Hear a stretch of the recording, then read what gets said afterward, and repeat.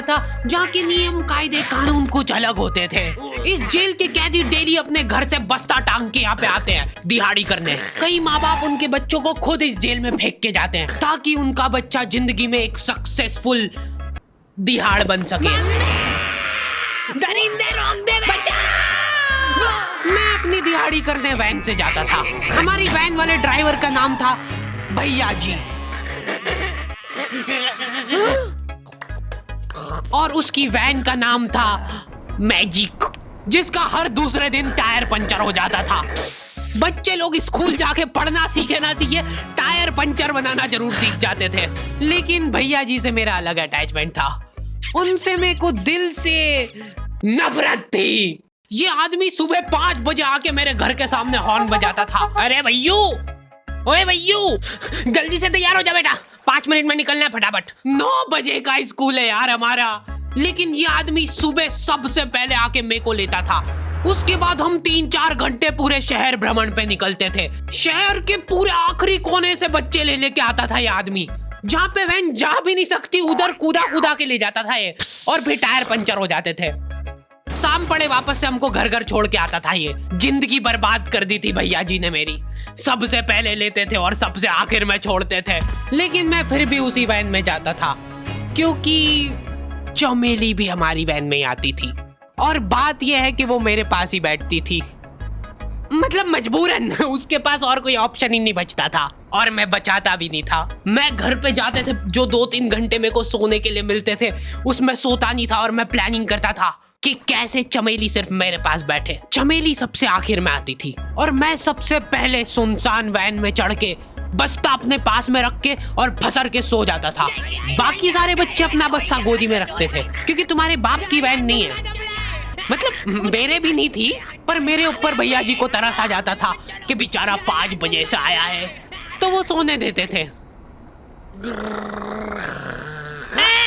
अरे कैसे चला रहा है ये गाड़ी? रुक जा, गाड़ी चलाना नहीं आती क्या? देखो, आदमी इतना तभी चिढ़ता है जब उसकी जिंदगी में कोई लड़की ना हो। नहीं है ना? नहीं, मैं समझ सकता हूँ लड़की ना होने का दुख दर्द। मैं भी किसी जमाने में लड़कियों की तलाश में गली मोहल्ले भटकता था। फिर एक दिन मेरे पास से वो निकली। जैसे ही मैंने हैपन खोल के देखा उसकी आईडी मेरे फोन पे चमक रही थी। हैपन ये एक रियल लाइफ डेटिंग ऐप है। यहाँ पे तुमको वो लोग मिलेंगे जो तुम्हारे आस पड़ोस से निकले हो कभी ना कभी। 100 किलोमीटर दूर रहने वाले लोगों से बात करके फायदा ही क्या जब तुम मिल ही ना पाओ। और अगर तुम्हारी घिनौनी शक्ल देख के यहाँ पे तुमसे कोई प्यार मोहब्बत नहीं भी करता है तो तुम फ्रेंडशिप तो कर ही सकते हो फिर भी। So go and check it out happen. Link is in the description. लेकिन मैं सोता नहीं था। मैं आंख बंद करके चमेली के घर का इंतजार करता था। तो क्योंकि चमेली आखिरी में आती थी तो वैन पूरी पैक पुक हो रखी होती थी। बच्चे बाहर उबल रहे होते थे और मैं अपना बस्ता पास में रख के एक्टिंग देखो एक्टिंग। और जैसे ही वो आती थी, हड़बड़ाना नहीं, ऐसे टाइम पे हड़बड़ाते नहीं है कि फटाफट बैग उठाया और आओ इधर बैठो जल्दी। मत करना ये हरकत, भाग जाएगी वो। ठरक नहीं झलकना चाहिए जरा सिक भी, एकदम सटल रखना है। क्या हुआ? और कहीं जगह नहीं है क्या? तेरे मुंह में मूत दूंगा मैं। अच्छा ठीक है, इधर ही बैठ जाओ। देख रहे हो एक्टिंग देखो तुम लौंडे की। ना जाने कौन सी नशीली खट्टी मीठी खुशबू लगा के आती थी चमेली। आज तक उसकी खुशबू है मेरी नाक में। मैं वो खुशबू का पूरा मजा ले ही रहा होता हूँ, इतने में एकदम भभका बास आती है निकाह से। जैसे ही मैं बाहर झांकता हूँ, मरा हुआ कुत्ता पड़ा है वहाँ पे। एक काली कार सूख करके निकली और मेरे बच्चे को मार दिया। कैसे करके निकली? शूक। ऐसे नहीं निकली थी, मैं यहीं पे खड़ा था, वो कार आई थी और जैसे ही वो बच्चा नीचे आया तब वो खड़ा, वो बच्चा चिल्लाया और फिर कार शूक करके भाग गई। उधर कुछ बच्चे ऑटो रिक्शा से भी आते थे स्कूल। ऐसा लगता था कि पूरे स्कूल के बच्चे इस एक ऑटो रिक्शा में ठूस ठूस के ले जाता है वो। ये ऑटो वाले और भैया जी दोस्त थे और अब ये बीच सड़क पे रेसिंग लगवा रहे हैं। इनकी गाड़ियां उबला रही है बच्चों से, पर फिर भी नहीं मान रहे ये लोग। नहीं जीतूंगा। स्कूल जाके वो पीछे मुलट के देख रहा है तो एक बच्चा नहीं बचा उसके ऑटो रिक्शा में। हमारे भैया जी बेचारे पीछे से उनके गिरे हुए बच्चों को उठा उठा के ला रहे थे।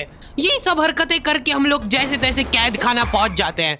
सुबह 5 बजे से निकलने के बावजूद हम लोग लेट पहुंच रहे हैं। वहाँ पे पहुंच के हमने देखा कि 4 लौंडे मरे हुए पड़े हैं। जिनको डॉन ने मारा है। डॉन हमारे स्कूल की इंचार्ज थी। डॉन का कद छोटा था और पेट मोटा था, और आश्चर्य की बात यह है कि समय के साथ उसकी हाइट कम हो रही थी। मतलब बड़े नहीं बड़े वो चलता एक बार को, पर इसकी कम हो रही थी।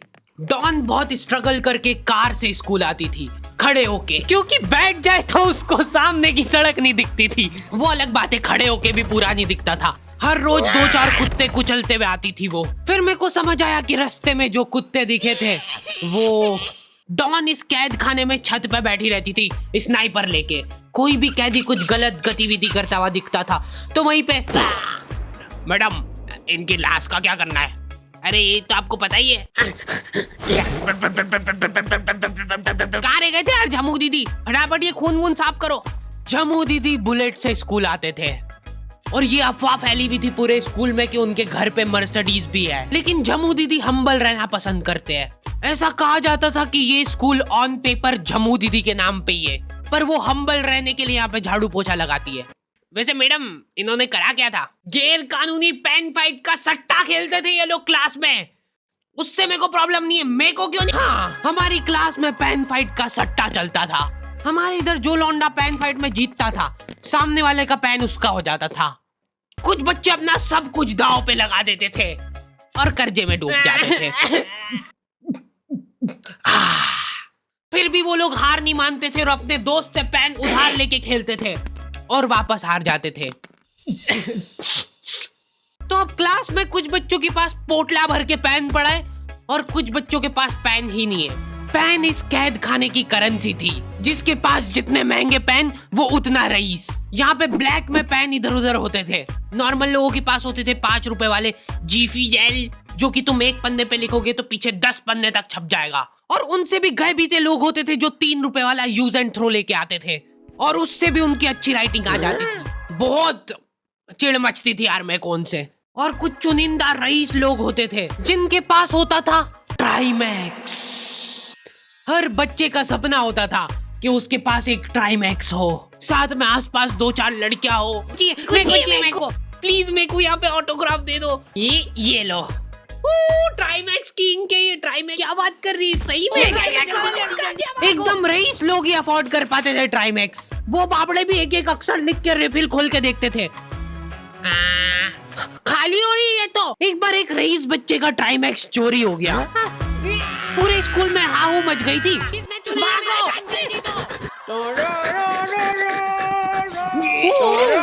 देखो, उस दिन हमको पता चला कि वो आदमी दौड़ भी सकता है। हमारे स्कूल में कुछ भी कांड हो रहा है, ये आदमी सबसे पहले दौड़ के आएगा, पूरा बैग खोल चोर, और बच्चों के बैग चेक करेगा। स्कूल वालों को भी इसकी सैलरी देते वक्त सबसे ज्यादा आखरती है। सैलरी किस चीज की? इस आदमी की शक्ल देख के ऐसा लगता था कि ये स्पोर्ट्स की आड़ में वैन वालों के साथ मिलके बच्चों की स्मगलिंग करता है। इस महान आदमी का नाम था भूषण।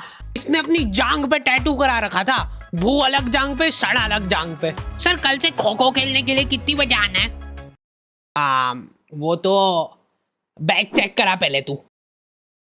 इन्होंने पूरे कैद खाने के कैदियों को लाइन से खड़ा कर दिया है। पेन हमारी क्लास के बच्चे का गुमा है और पूरे स्कूल में ढूंढ रहे हैं लोग।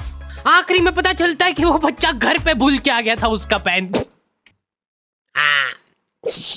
सॉरी बेटा, एक फेड में मुंह देगा।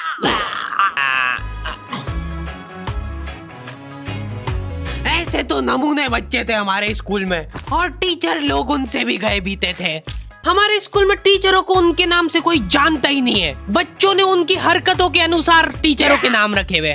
हमारे इंग्लिश वाले टीचर का नाम था छोटा भीम। इससे चिड़चिड़ा आदमी मैंने आज तक नहीं देखा। छोटा भीम की हॉबी थी लड़कों को कूटना। उस बेचारे की हाइट छोटी थी तो बच्चे के मुंह तक उसका हाथ ही नहीं पहुंचता था। बेचारा उचक उचक के मारता था, फिर भी कमर तक ही हाथ पहुंच पाता था उसका। एक पॉइंट पे मेरे को ऐसा लगने लग गया था कि उसको सैलरी लड़कों को कूटने की मिल रही है। कभी किसी बच्चे को बहुत ज्यादा मार दिया, घायल हो गया वो बेचारा, ये लो आपका एक्स्ट्रा बोनस। होमवर्क तुम्हारा बाप करेगा क्या? सर मेरे पापा मर गए थे। तू भी मर जा। ये लो। अरे वाह, नहीं चल रही, सांस तो नहीं चल रही है। हाँ कंफर्म मर चुका है ये। ओह ये लो आपका प्रमोशन हो गया है। लड़कियों से उसका अलग अटैचमेंट था। कौन सा परफ्यूम लगा के आई हो? सर थोड़ा दूर रहो। अरे मैं कुछ कर थोड़ी ना। भोली सी सूरत और आंखों में ठरक लेके स्कूल आ जाता था ये daily. So this means that he will jump over it and then he started. ये आदमी इंग्लिश को इंग्लिश में ही ट्रांसलेट करके चल जाता था हमारी नंगी आंखों के सामने। इधर वॉशरूम में मौत का नंगा नाच मचा रखा था लॉन्डो ने। 4 लॉन्डे दिन भर वॉशरूम में जाके खड़े हैं, कुछ भी नहीं कर रहे वो लोग वहां जाके। उनको बस मन की शांति मिलती है वहां जाके। अगले दिन उन चारों ने प्लानिंग करी, कुछ तो प्रोडक्टिव करते यार वहां जाके। अगले दिन वो सब पानी की बोतल लेके गए। अब वो पानी पी पी के हाथों हाथ मूत रहे हैं। और ये टीचर लोगों को प्रॉब्लम क्या है, बच्चे अगर वॉशरूम जा रहे हैं तो एक गया है तो अभी दूसरा नहीं जा सकता है। क्यों? तुम्हारे घर की लेटरिन थोड़ी ना है वो कि एक टाइम पे एक जना यूज कर सकता है। मान लो वो 2 जने अगर वॉशरूम में मिल गए तो वो क्या कर लेंगे ज्यादा से ज्यादा? भाई यहाँ का बल्ब निकाल लेते हैं ना। हाँ निकाल लो, फीस भरी है अपन ने। लॉन्डो को ऐसा लग रहा है कि इन्होंने फीस भर के पूरा स्कूल खरीद लिया है। 10 लॉन्डे कॉरिडोर में छाती चौड़ी करके चल रहे हैं प्रिंसिपल के सामने। प्रिंसिपल को इग्नोर कर रहे हैं ये लोग। इनको ऐसा लग रहा है कि इन्होंने फीस भर दी है तो प्रिंसिपल इनके पैर पड़ेगी। उनमें से आधों ने फीस भरी भी नहीं है। हमारा स्कूल बिल्कुल सेफ नहीं था। हमारे वॉशरूम में चोरियां हो जाती थी यार। बल्ब चोरी करने के बाद सब लोग अंधेरे में मूत रहे एक दूसरे के जूते पे। उधर कर। उसके बाद पूरे वॉशरूम में कुछ दिख नहीं रहा है चोरी करने का।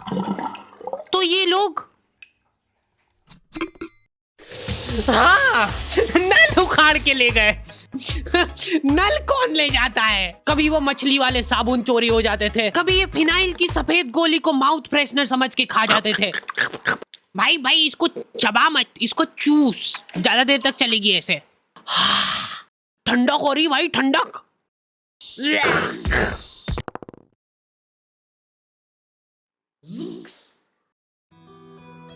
ओके तो दी एंड हो चुका है।